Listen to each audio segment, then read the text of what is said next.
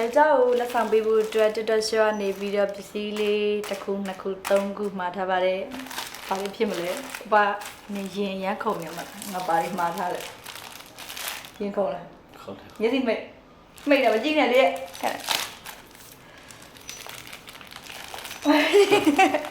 အကြည့်နဲ့မျက်စိမိတ်တာလို့ပါလေ။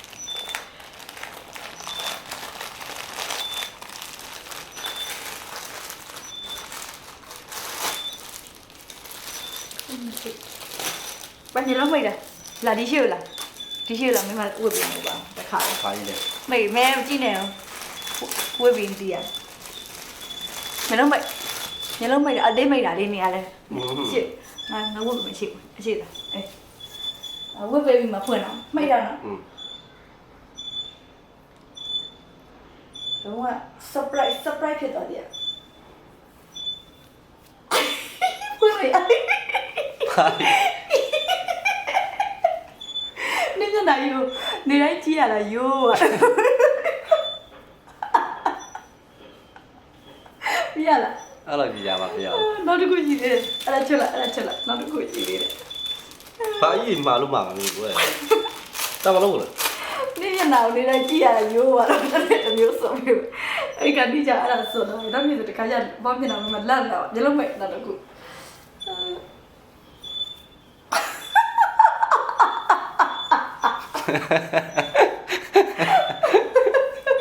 အဲ့လိုကြည့်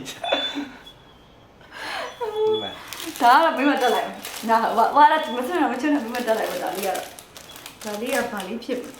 လဲဆိုတော့ဘာလေးဖြစ်လဲ ငါပြန်တော့ဒီနားပါလေ ဟမ် မဒီရရက ဒါလေးကဘာလေးဖြစ်လဲ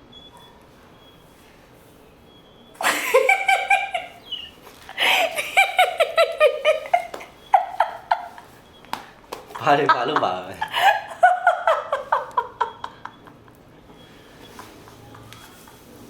ဟိုနေတော့ပို့လိုက်တယ်ဟိုနေတော့ဒီကပို့လိုက်တယ်ပြိုင်နေစကြဒီတော့ပို့လိုက်တယ်ဟိုလေဒါလေးနေတော့ပို့လိုက်